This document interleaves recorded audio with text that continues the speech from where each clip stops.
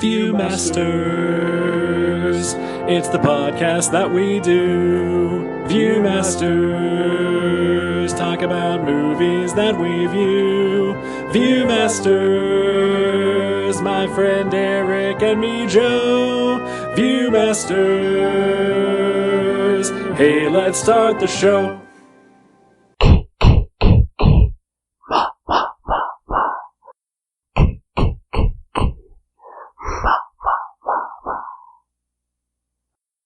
Welcome to the Viewmasters, episode 293, Friday the 13th. My name is Eric. I'm Joe, and I'm scared. That's just your general state. That's true. That has nothing to do with the movie or your ominous intro. I believe the subtitles refer to it as ominous breathing. They did. I would not have known that was supposed to be breathing. So when I picked this, I know there were things that I mentioned that I knew about it. Yes. That sound was not one of them. Okay. I have heard that sound before, but I did not know that it was from this movie. All right. So that was an interesting surprise. And again, I had no idea it was supposed to be breathing. Who breathes like that? It's not really breathing. Yeah. So do you know what that actual noise is? No idea. Okay, so the composer of this movie, Henry Manfredini or something like that. Yeah. Basically, just put on a loop. Since, listen, this is a 40-something-year-old movie at this point. We're going to spoil it. Yeah, I expected so. Yeah. So when he read the script and found out that, it's Jason's mother who was the killer, who has basically gone insane thinking that her son is telling her to kill all these camp counselors. Yeah. He basically put a loop of "kill mommy," but then cut off the last syllables of each. Interesting. Yeah. Okay. So it is "kill mommy." That's weird. Yeah. I hate that.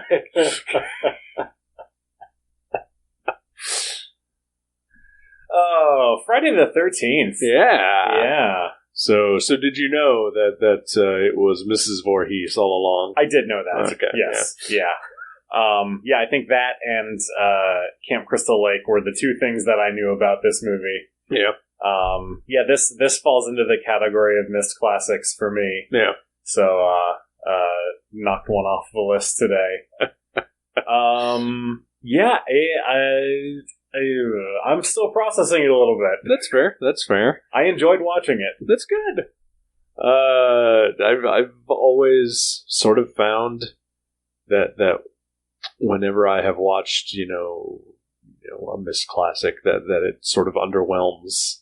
Yeah. But I feel like when I first watched this movie, it was definitely a missed classic. Like, I have also only seen this movie in the recent, past. Oh, wow, okay. Like in the last 3-4 years. Okay. And also, it wasn't even the first Friday the 13th movie I'd seen. Did you see Jason X first, I assume? No. Yeah. Which one? I saw 3 first. Okay. Which is the one where Jason gets his infamous hockey mask. That was okay. So, I was surprised by the things that this movie didn't have in it, which is specifically the hockey mask. Yep. That's the Friday the 13th thing. Exactly. So, even though I knew that Jason's mom was the killer, I expected her to show up in a hockey mask at some point, and this is just the family uniform that they passed down. So yeah, that was an interesting surprise. Yeah, it takes 3 movies, and halfway through the 3rd movie, that's crazy. For that to happen. So that's like Ash with his chainsaw hand. He doesn't get that till halfway through the second one. Third one. It is the second one. Or I guess towards the end, maybe. Yeah. The second one. Yeah, sort of. Yeah, only Michael Myers starts out fully formed. Yeah, that's interesting. This movie, I knew that, like, something bad happened to Jason at this camp, and so that's why he comes back and kills people in all the other movies. This movie was surprisingly, like, quote-unquote mundane in its story, because it's just about a crazy mom who just goes crazy and kills everybody. Yeah. Which, I mean, is not great. But, like, I assume, because, is there some sort of supernatural element to the later movies? Because Jason is dead, right? Or is he not dead? What to ape a question from How Did This Get Made? What is Jason? Okay. I don't know. Okay. So the theory that I have heard bandied about occasionally. So the supernatural stuff, there is a supernatural element eventually. Okay. You're looking at like the 6th movie. Oh, wow, okay. By the time that sort of becomes a major factor of it. Is that after he's taken Manhattan? No, that is before Manhattan. Okay, gotcha. So the prevailing theory that I've heard is that, so I'm going to spoil quite a bit of the franchise. Fine with that. Okay. So Friday the 13th Part 2 is when Jason is the killer. Okay. And much to your shock and dismay, by looking at I have the Shout Factory box set, and you were looking at the box art, and you pointed out the man with the bag on his head and said, "Who the hell is this?" That is Jason. Okay, all right. In his nascent killer form. Interesting. Often referred to as Baghead Jason. Wow. That's 2 iconic characters who've gone in Baghead form. Jason and Spider-Man. Oh, yeah. I mean, they have a lot in common. Yeah. Their parents are dead. Yeah. So again, the prevailing theory is that Jason is alive. Okay. And that he watched Alice murder his mother. Okay. And that's what causes him to go on a killing spree. Interesting. And that's sort of played up in the remake. Okay. Which came out in 2009. Yeah, that was relatively recently. Yeah, with Jared Padalecki. Oh, okay. And Danielle Panabaker, I believe. Oh, wow. Was also in it. Yeah. Nice. CW All-Stars. Yeah. It really was. Yeah. Yeah. And also, Ryan Hansen. Oh, wow. That's awesome. I was trying to think of his... Dick Casablancas. That's it. I was trying to think of that. So in that movie, they really play up the whole... He actually, survived the drowning. Okay. And then watched his mother get killed. And has basically just survived as a feral man boy out in the woods. Wow. Yeah. All right. So in 2, he runs around with a bag on his head. 3, he gets the hockey mask. And 4, he dies. Okay. Yeah. All right. And then 5... he goes to hell. No. No, okay. No. And 5, it's somebody else. Oh, wow. Somebody pretending to be Jason. Oh, that's cool. Yeah. I really like that. Yeah.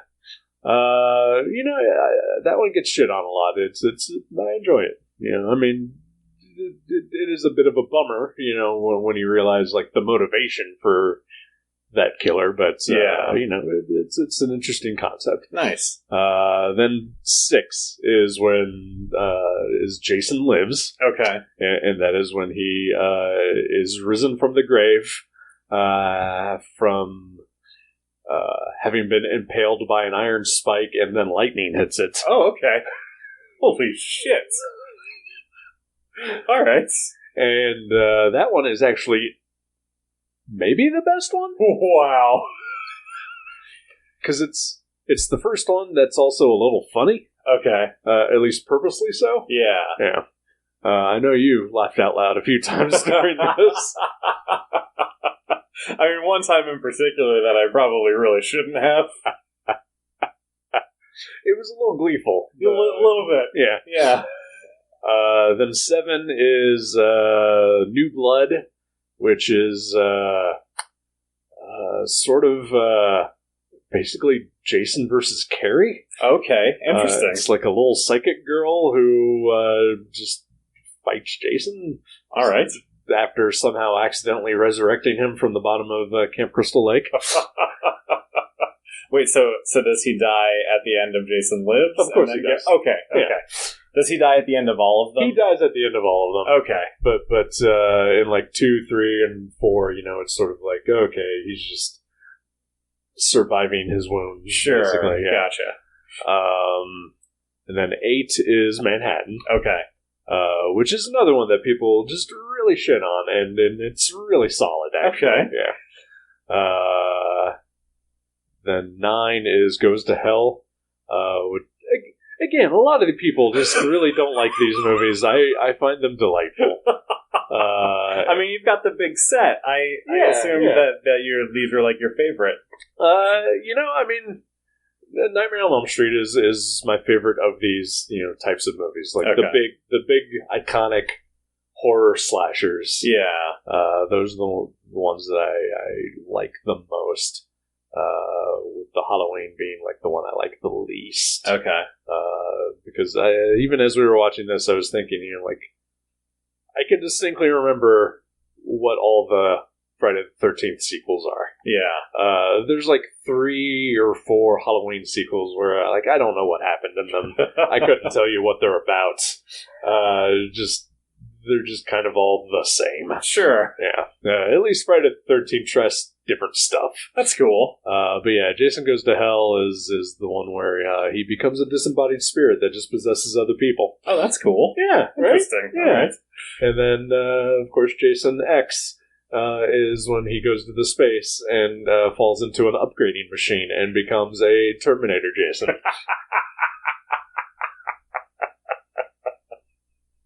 Spectacular. Yeah. And then Freddy vs. Jason fits in there somewhere. Okay. Which is not a good movie. No. So I saw it in the theater with my friend Bruce and some random 13-year-old boy. Oh, okay. Interesting. Opening day. That's weird. Yep.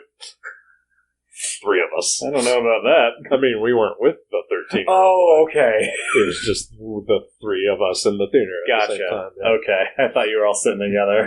No. And then the remake, which is fine. It's very CW. Okay. Yeah. And then there hasn't been a Friday the 13th movie since. I knew there were a bunch of them. I thought there had been more than just 10. Yeah. Just 10. Well, I mean, there's 12. Okay. If you count the remake and versus Jason. Right. Okay. So, yeah. All right. It's notoriously tied up in rights hell. Oh, gotcha. Yeah. Okay. Which is why, the last 4 or 5 of the movies are, they're titled Jason and not Friday the 13th. Gotcha. Yeah. Okay. That was a journey. Yeah, so you got a little bit of lesson on the franchise. But yeah, the fact that it starts with this one, and like you said, everybody knows Jason. Mm-hmm. Everybody knows the hockey mask. Mm-hmm. And that it doesn't start out that way is a bit, I don't know if it's an oddity or anything, but, it's interesting. It is. Yeah. I can't imagine having seen this movie, in 1980 and then, being like, oh, I'm a huge fan of this movie. Let's go see part 2. Right. And then it just being about, this other guy. But then at the same time, it's like, all about, Jason and the hockey mask. And then you see this movie and you're just like, what the hell is this? Yeah. That was kind of my reaction a little bit. Yeah. Because this in my mind, and I don't know if it actually is historically, but this in my mind is like the king of slasher movies. Yeah. Like this is the slasher that begat all all other slashers after it. It's Halloween. Okay. Is primarily, it came out first, and it is primarily thought of as like, the biggest influence. In fact, this movie was only made because some guy told Sean Cunningham, "Hey, we want to make Halloween." Okay. It's like, well, they already made Halloween, so we'll make something slightly different. Yeah. But yeah, like I feel like I see the DNA of this movie in a lot of other movies. Oh yeah. I can't think of what any of them are right now, but I mean, pretty much any slasher that came out of this, after this is definitely using Halloween and Friday the 13th as their two templates. Yeah. And of course, any that takes place in a camp, or any that just has groups of teenagers, hanging out, doing naughty things. Yeah, so what was the budget for this movie? I imagine it was pretty low. I mean, like $10 maybe? Yeah, that's kind of what I thought. I mean, so there is a name actor in this movie. Yeah. And her name is Betsy Palmer. Is that why they kept her name for the end? Okay, yeah. Gotcha. But yeah, I mean, it was cast full of unknowns mostly. And one of them went on to become very well known. Yeah. The guy who played Ned, right? Yeah. He was great. Your favorite character. Yeah, oh, fuck that guy. You said that at one point, and I was like, there's always one. Yeah. There's always one of these characters You're right. in this type of movie. The guy that you just are rooting to see killed. And then we don't even fucking see it. No, yeah. It happens off screen. So we did watch the theatrical version. So I don't know. I know that the uncut version, basically, there's just more gore. Okay. But I don't know if there's like any full scenes or anything that are actually cut. It's been a while since I had seen that one, so I don't remember if we do actually get to see Ned killed in the other version. But I think it's totally effective. Yeah. No, I think it works fine. Yeah. But he's the guy that you want to see him get his throat cut. Yeah. I do have to say I was disappointed because they set up with Kevin Bacon's girlfriend the whole dream that she has about being in the storm, right. And then the water turns to blood. And I feel like, this is clear foreshadowing. This is going to happen with her at some point, and then no, it happens with Kevin Bacon instead. Yeah. I mean, she is killed while she's looking into a shower. That's true. So that's another thing that I definitely noticed on this go around watching it was that there's a lot of Psycho. Oh my god, in the yes. DNA of this movie. So much Psycho. Like, even down to Mrs. Voorhees hearing or, speaking as her son is so Psycho. And the music is super Psycho. Yeah. Yeah. Yeah, definitely got a lot of that. But obviously without the deft touch of an Alfred Hitchcock. Well, sure. I feel like Psycho is more of a mystery. Yeah, a little bit, yeah. And like thinking about Halloween as a precursor to this, like with Halloween, it's Michael Myers. Yeah. Like there is the opening scene, and then there's someone who's like, Michael Myers has escaped, and so you know what's happening. Yeah. This one, I feel like they could have done a little bit more to foreshadow, because I like there's mention of previous bad things that have happened at the camp. I don't remember ever being a mention of a boy drowning. Yes. Is there one? Okay. Yeah. So we do get a prologue that takes place in 1958 where two counselors get killed by an unseen, murderer.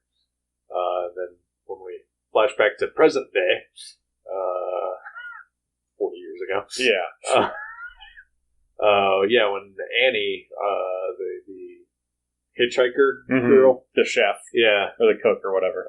which I mean, I would think that she would have figured out some like better arrangement for transportation to get to her job. I mean, so it was the 70s, right? Or like early 79. 80s? The movie came out in 80. So, Okay. Yeah.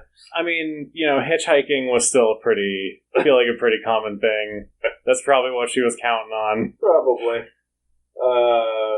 I did think, and again, I'd seen this movie, but I did think that, things were going to go poorly for her when she does get the first ride with Enos. Yes. Yeah. But yeah, no, when she goes into that diner or whatever, they mention the boy drowning in 57. Oh, okay. And, the 2 camp counselors killed in 58. Okay. Yeah. All right. I remembered there was something in 57, but I didn't remember what it was. Yep. So it does get mentioned. Okay. Pretty offhandedly. But, I think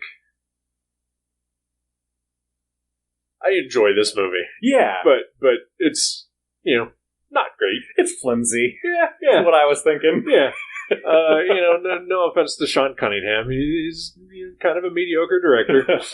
And the writer, I forget the writer's name offhand, but, they were told to basically make a copycat of Halloween, and, that's pretty much the effort that they put into it. Yeah. And so it's not exactly the tightest of plots or scripts. I will say I don't remember. I've seen Halloween a couple times. I don't remember any of the kills in Halloween, but like the ones in this are memorable. Yeah, and the effects are really good for the most part. I mean, so in Halloween, they're more hinted at. There's very few actual on-screen deaths in that movie. Yeah. There's 2 that I can remember, offhand, then, there's a couple that I just, that person's dead, and we know that Michael did it, but, Yeah. We never exactly see how it happens. Here we see everything that happens. Yeah. Except for, we don't see what happens to Brenda, right, when she goes out into the archery trap. Yeah, if anybody was going to end up impaled by arrows, I thought it was going to be her and not the other guy.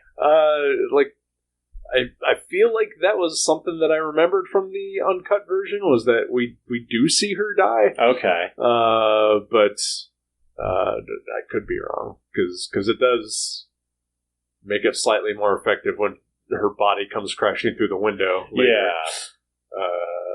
But she clearly is the one who should be impaled by arrows. And again, or at least Ned, since he was the one fucking around with arrows. Well, yeah. Again, they foreshadowed her being impaled by arrows. Yeah. Well, so they put her in the archery range. Fucking impale her with arrows. Right?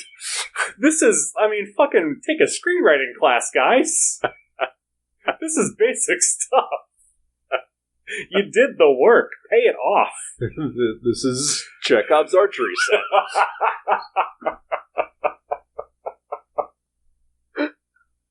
Also, this is a new camp. Yeah. That archery target is very used. Yeah.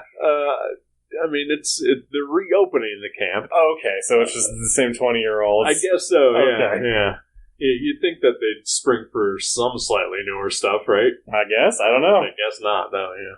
The Cherries? Was that their name? Christie's. The Christie's. Steve Christie. Cheap bastards. Yep. But, he did put $25,000 into the place. Well, according to Enos. Never going to see that money again. Nope. Because he's dead. Well, that's what he gets for walking around shirtless with a kerchief around his neck. Oh, boy.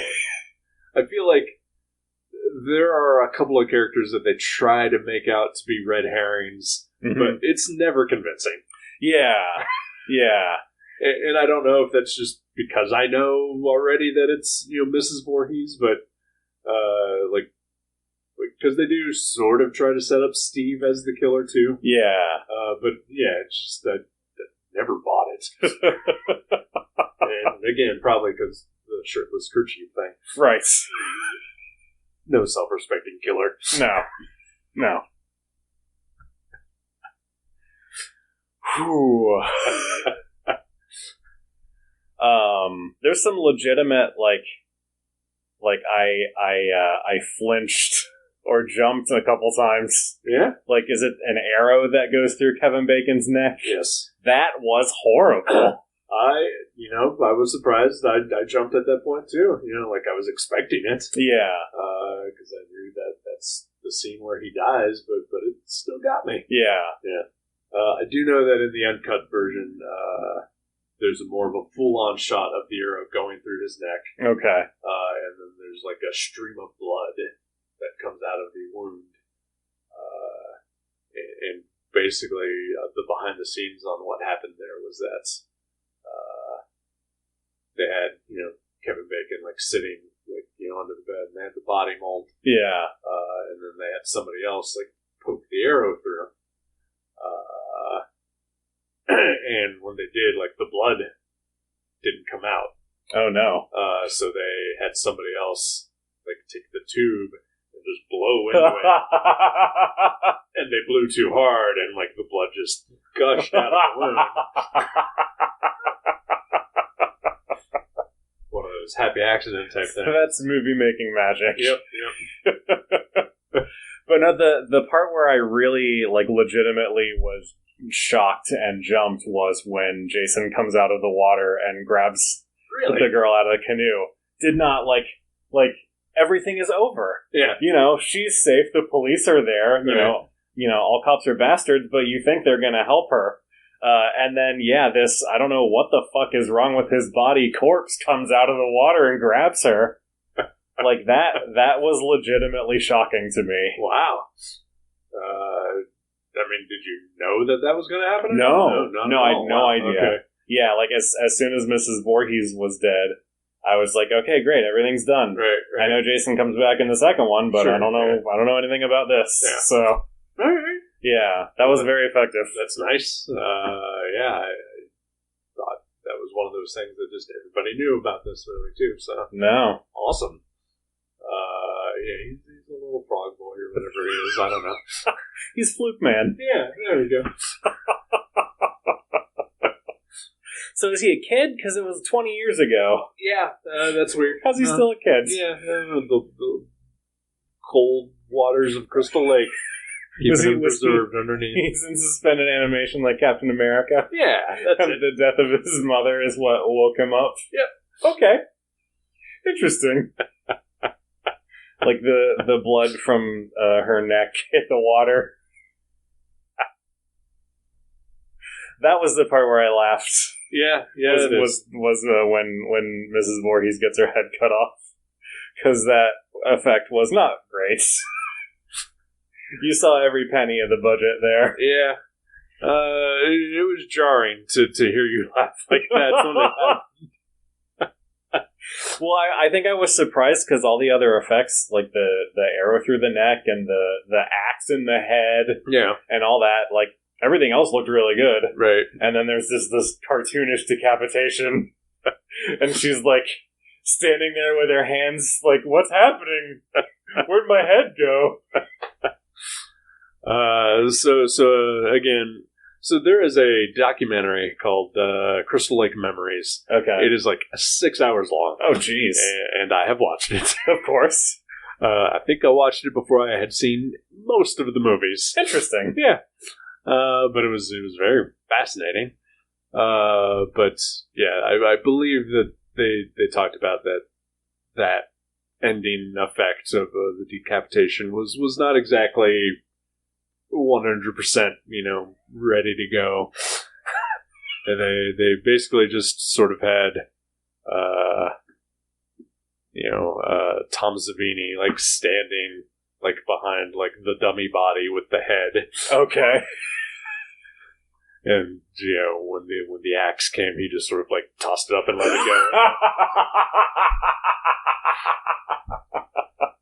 And then there's and the hands are actually like another man. Oh, like, wow. So they are man hands. Okay. Like, coming up to check for the no longer existing head.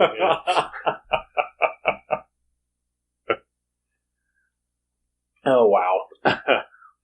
Is a machete, like, can you cut a person's head off with one blow from a machete?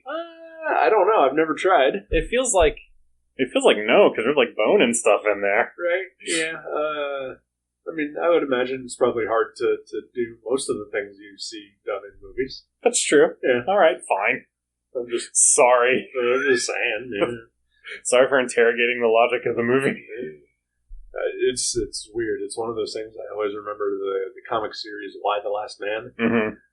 There's a scene where like somebody like takes the butt of a rifle and like hits York in the face with it. And, like, he's still awake. Yeah, and it's just like it doesn't go as easily as it does in the movies. I mean, speaking of that, I feel like there's an important lesson from Zombieland that was not learned in this movie, and that is double tap. Yeah. Mrs. Voorhees is down so many times. Yep. And if whatever her name was, the final girl, Alice, that's right. If Alice had just hit her in the head one more time with that frying pan, sure, or hit her with a log or whatever, bothered to tie her up. Yes. Yeah. I understand she's in shock. Sure, but like, still, use your head. Because we've seen earlier that she clearly knows knots. Yes. Yeah. No, she ties such a great knot. Yeah, I was really impressed by that knot. I love. Yeah, she ties the knot on the doorknob, so that the door won't swing open because the door opens out, and then she stacks a bunch of shit in front of the door. Like she's gonna stop it from opening in. Like, what's happening here? I think at that point the logic is that if the door does get open, then at least there'll be something to stumble over for whoever is trying to break in. Okay, that's fair. Yeah. That's how I, justified it. That's reasonable. Yeah, no, this movie was fun. Yeah. I'm glad to have watched it. I enjoyed watching it. I'm glad you watched it. I'm glad you watched it with me. Yeah, thanks for indulging me. No problem. I'm glad you got to, well, thank you for indulging me and my, very, very casual fandom of Friday the 13th. I mean, you listened to me talk about the Teen Titans a couple weeks ago. That is at true. length. Yeah. So it goes around, comes around. Sure. I mean, there really isn't a lot to this movie, and like I said, it's technically it's not a great movie. Yeah, it's fine. It's an hour and a half, which I love. Sure, yeah, perfect length, but it is 100% entertaining. Yeah, and everybody's trying their best. Yeah, that's all any of us can do. Exactly, and then this movie gave us Kevin Bacon, so our second Kevin Bacon movie. Yeah, it is. I think I like Tremors better. Yeah, I think I did too. Yeah. It at least knew that it was dumb. Yeah. So it had that going for it. Yeah. I do like a movie that can laugh at itself a little more. Yeah. I was trying to think if there was any more dumb trivia about this movie that I can spout at you. So this movie, of course, was horribly reviewed when it came out. Naturally. And then people just called it obscene and then, almost pornography. And I can't remember off the top of my head if it was Roger Ebert himself, but he basically doxed Betsy Palmer. Oh my God. For being in this movie. Oh my God. And printed her full address in his review of the movie. Saying that people should, go to her house and just terrorize her for being in such a shitty movie. That's fucked up. Yes, it is.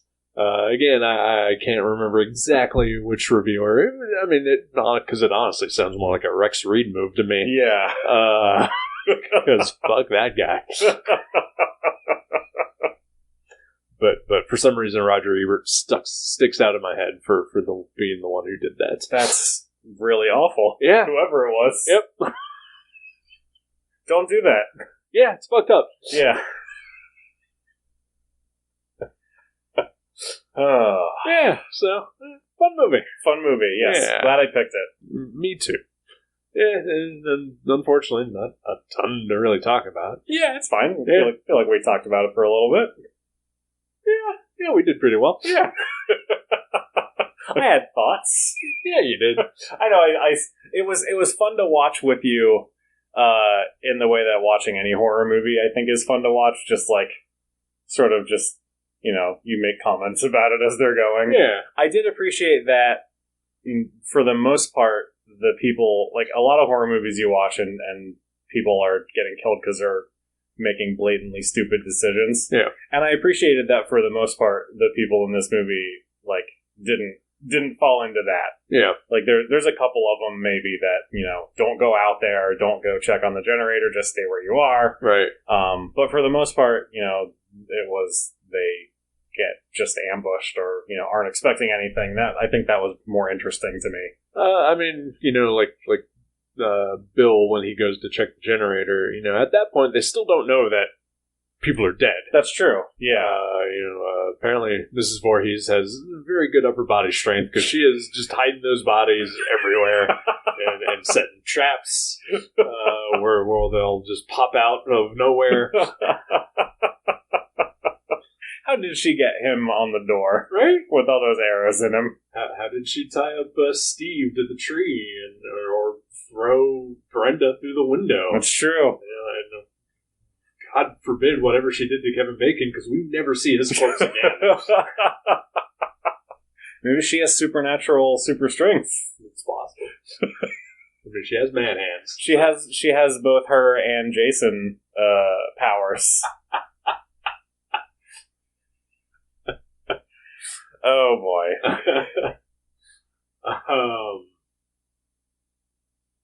That's all I got. Oh, I did want to follow up with the not making dumb decisions type thing.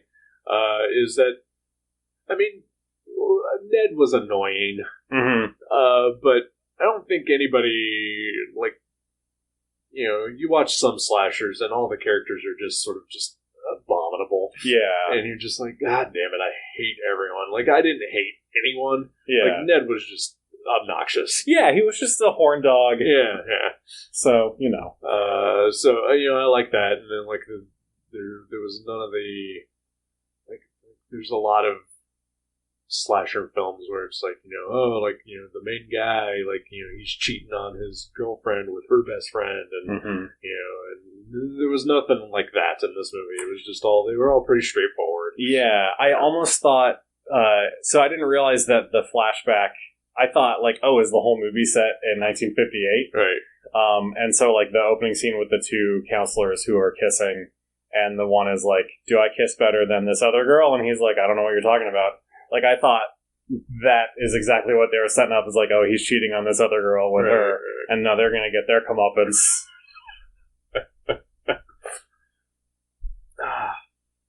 I was also trying to think, is this a feminist horror movie? Is this a feminist slasher? Is it? I don't know. I mean, it's one of the only ones I can think of where the woman is the killer. That's true, okay. I don't think this movie passes the Bechdel test, but... Yeah, I don't think so either. I mean, there's definitely some non-progressive things in this movie. Yeah, I don't know that I would call it feminist. Yeah, all right, that's fair. But at the same time, like, almost everyone in the movie, like, male and female, shows an equal amount of skin. True. Like, there's only one topless shot of a woman in the movie. So it's not fully sexploitational, Sure. And I guess, it maybe does pass the Bechdel test when Alice is talking to Mrs. Voorhees. Well, they're talking about Jason. He was that's. I guess they are. But before Jason before the Jason stuff comes up, they're talking about Brenda, who's dead on the floor. Oh, yeah. So I don't know. It's possible. Yeah. Let's call it. Bechtel approved. Oh boy, I don't know about that. I'm trying to convince my girlfriend to watch Alien, and I think one of the strongest arguments I have for it is that it's the example that they use in the Bechtel test. Yeah. Yeah. She should watch Alien. She should watch Alien. Yeah. If you're listening, you should watch Alien. Yep. We're gonna watch Alien. Excellent. Yeah, it's happening. Well, anything bringing you joy? Oh, jeez.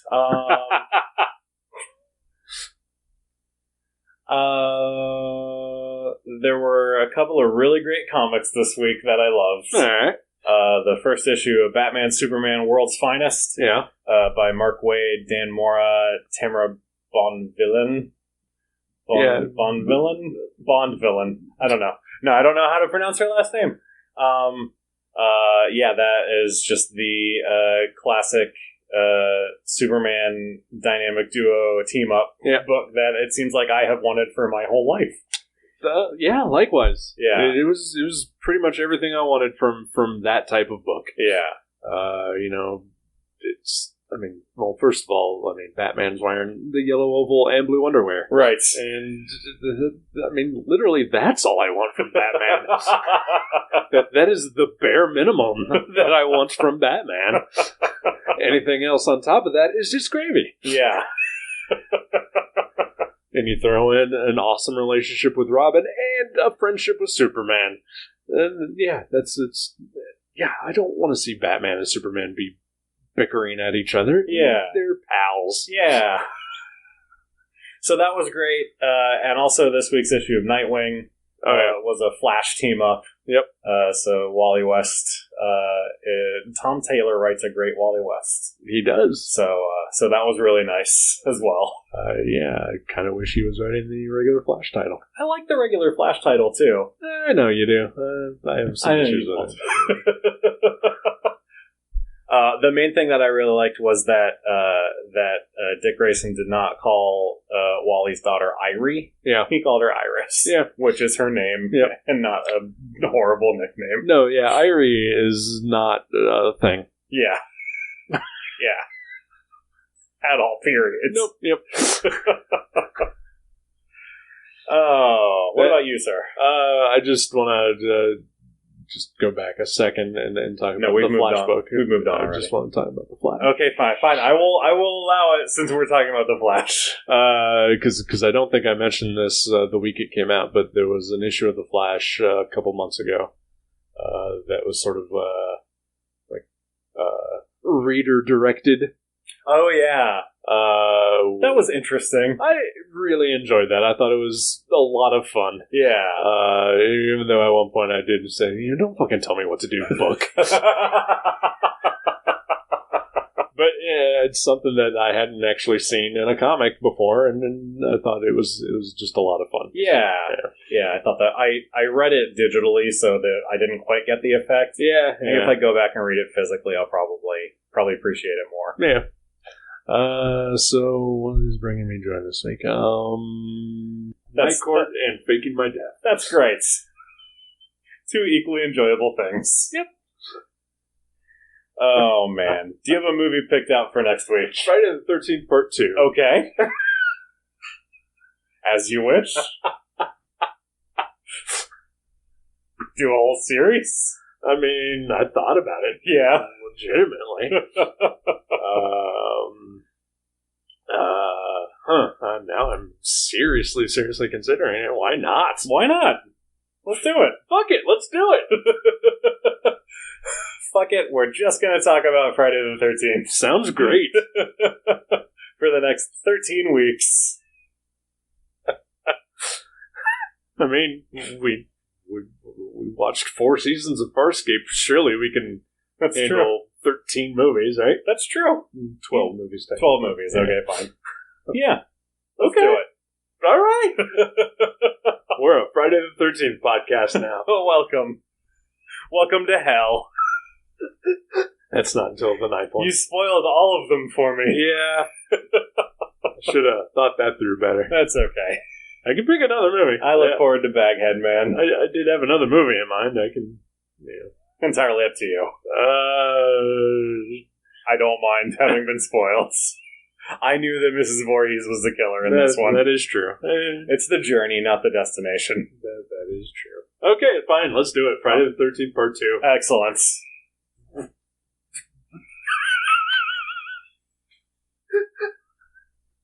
Oh, yes. Friday the 13th, Part 2 on the Viewmasters Friday the 13th series.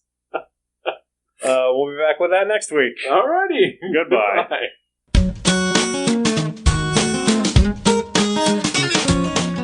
Thank you for listening to The Viewmasters. You can subscribe to the show directly at view.guttertrash.net or at iTunes and leave us a review. Visit view.guttertrash.net for email information and links to Facebook and Twitter. We'll see you next time on The Viewmasters.